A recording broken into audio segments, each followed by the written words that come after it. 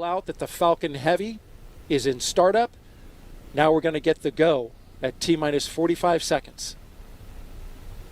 Go for launch. We are go for launch. All systems are go to send the Psyche spacecraft to deep space. 30 seconds.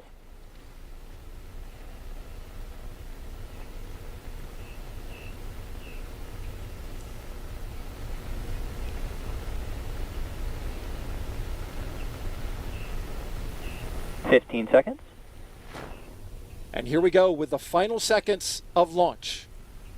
T-minus 10, 9, 8, 7, 6, 5, 4, 3, 2, 1. Engine ignition. And liftoff. Liftoff of Falcon Heavy and Psyche on a mission to a metal asteroid in deep space to study the building blocks of our planet's inner space. Vehicles pitching downrange. M1D chamber pressure is nominal.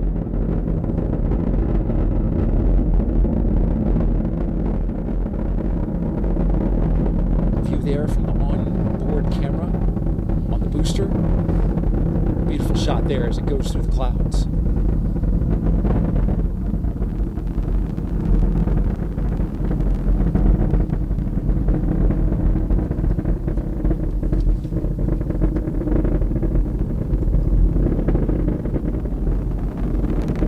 Power and telemetry nominal. Over here, Joe, the power telemetry are nominal. We're also looking at the data for all 27 engines. And Falcon is supersonic. All chamber pressures look good, and Falcon is supersonic now. Throttling down in preparation for max Q. The moment of peak mechanical stress on the rocket. What will happen here Max is Q. the side boosters will be at full power, and the center core will be at a reduced power to go through max Q to reduce the pressures on the structure of the launch vehicle. Coming up in 30 seconds.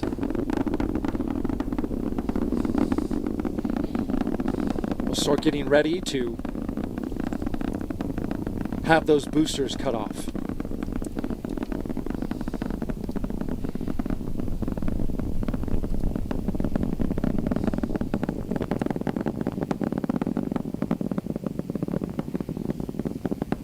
Vehicle's looking good, pitching down range. All telemetry looks really good so far, Daryl, as we see a beautiful view of the Falcon Heavy and center core and side boosters there.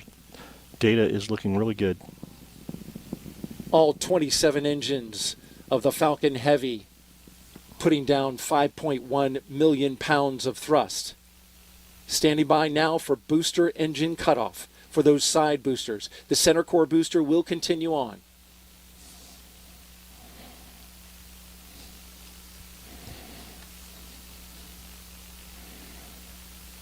Booster engine cut off. Side booster separation confirmed. Great shot there of the side boosters coming off the rocket. MVAC engine chill has started. And there we start the chill on stage 2 as we get ready for MECO on the center core. Stage 2 will continue chilling down, making sure the fuel and propellants are flowing through that MVAC, getting ready for ignition. Those boosters will have 3 burns, 2 re-entry burns and 1 final landing burn before it comes back down at LZ1 and LZ2, landing zone 1 and 2 here at the Cape.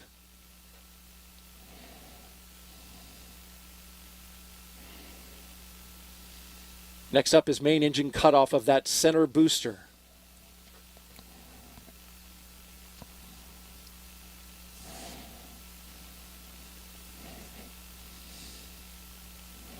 After that cuts off, there'll be a series of steps that will happen in close succession. Main engine cutoff. The center core stage will separate, and then we'll start the second stage burn, the first of 2 burns today. There we see a shot inside the shutdown. That was a shutdown. Looking main now engine cut inside off. the booster. There you have MECO. Stage separation confirmed. And there it goes. You're looking at the second stage in front of you, lighting up its MVAC MVAC ignition. engine. Split screen now on your right-hand side. Center core FTS is safed. Bermuda. Calling out the communication stations. What a beautiful shot there, while we had it, of stage 2. Daryl, we continue to look at the side boosters. Fairing separation confirmed. Boost back has been completed, and they're in extended coast right now. And there go the fairings. Revealing Psyche to the atmosphere. You can see the fairing falling away back to Earth. SpaceX has their recovery vessel. Vehicle is on a nominal trajectory. Their recovery vessel, Bob, is out in the waters right now, looking to recover both of them. Getting a good burn now from the second stage. This lasts about 4 minutes.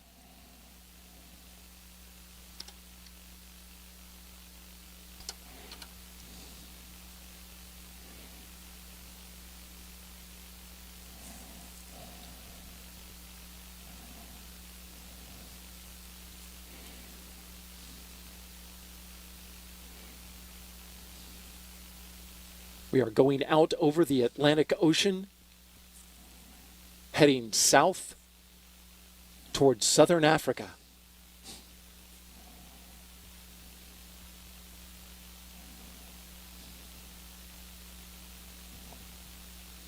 On the right-hand side, you see the glowing engine of the stage 2. We've got 2 cameras there. On the left, we're tracking those boosters coming back down. Yeah, we should see in about 20 seconds, we should see the booster entry burn, which is be the one engine on both side boosters. Quite a clear image in space on the right-hand side. We've got clouds overhead on the left, but you can see at the center, we're tracking one of those boosters, also tracking the second stage, it looks like right there. Yeah, all the data so far, telemetry is looking nominal. I see the telemetry chilling down the engines for that booster entry burn on the side boosters, starting up in the telemetry. Everything's looking nominal. The vehicle second stage is performing very well, and side boosters are coming back.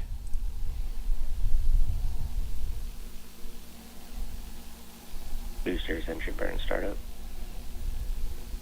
And there we just heard booster entry burn startup is happening. And seeing the entry burn getting ready to go on the side boosters. Boosters entry burn shutdown. And there we saw the booster entry burn on one and shutdown. And there we see booster entry burn on the second side booster and shutdown. Next burn is the final landing burn.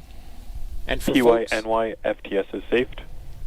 and for folks who are in the area, you end up hearing that loud sonic boom, that thunderclap, just about the time they make landing. Stage 2 is on a nominal trajectory.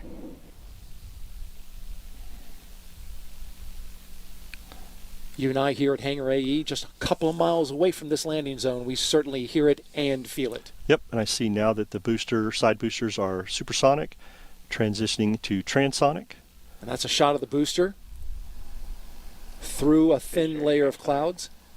We hear the call out for transonic. Landing burn has Stage 2 started. and terminal guidance. Here it comes.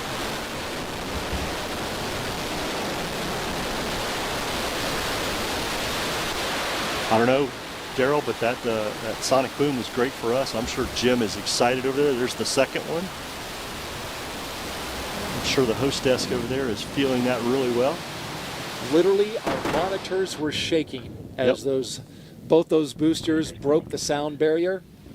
And we just heard booster landing confirmed, as we see on the screen, both back landing zone 1 and 2. Everything looks great. And then the call out for Stage 2 FTS is safe. Psyche 1, Stage 2 engine cutoff. So, Daryl, this will put us into that 45-minute coast that you and Jarmaine were talking about, allowing us to do Nominal that park barbecue orbit roll. insertion. Absolutely, we're looking forward to that. And as you look at your screen there are the two side boosters on their landing pads, coming down more staggered than I'd seen them before, but nonetheless Perfect landings for them both. And now we will continue to track this right here, the second stage of the Falcon Heavy, along with the Psyche spacecraft right there looking forward. You can see the spacecraft on the right-hand side. It will be coasting now for about 45 minutes. And when we come back, we will bring you the moment of separation. In the meantime, we'll send it back to Megan and Jim at the host desk. And if you're just joining us, welcome live to Kennedy Space Center in Florida, where we just saw a Falcon Heavy rocket launch off with Psyche, the spacecraft. Jim, speechless. Speechless. Actually, you weren't speechless during the launch because you were standing next to me, and he just kept on saying, "Go, baby, go!" Oh, it was so powerful, so incredible. Just, the light, the sound, you felt it in your bones, just shaking us as this thing goes up. I saw the range of emotions. Like, you were super excited, and then you got quiet. You got really quiet. Well, there's a lot riding on this for the whole team, right? For all the hundreds and thousands of people that have been involved with this. And it's just, what a great ride so far. Yeah. How did you feel also hearing and feeling those sonic booms? I was kind of worried because we saw it in the video, and we were like, are we going to feel it here? And all of a sudden, boom, boom. Yeah. That was very exciting, very exciting. So, and it's just great job landing those boosters, because we want to reuse them for Clipper next year. Yeah.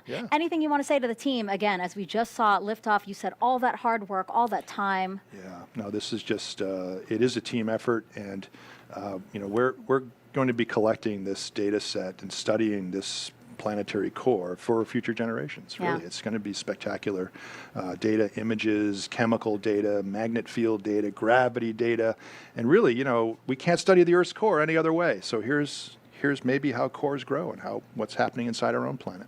Yeah. So the Psyche mission is going to explore the metal-rich asteroid, also named Psyche. And why don't we take a closer look at Psyche now? It was first discovered in 1852. We don't know exactly what the asteroid looks like, but scientists have combined radar and optical observations to generate this 3D model you're looking at right now. Shaped like a potato, at its widest length, it's 173 miles. That's about the same as driving from Houston to Austin, Texas. There's evidence of 2 crater-like depressions. It appears to have a significant amount of metal. And a day on Psyche lasts only about 4 Earth hours. So as Psyche's imaging lead, tell me, when can we expect the first photos?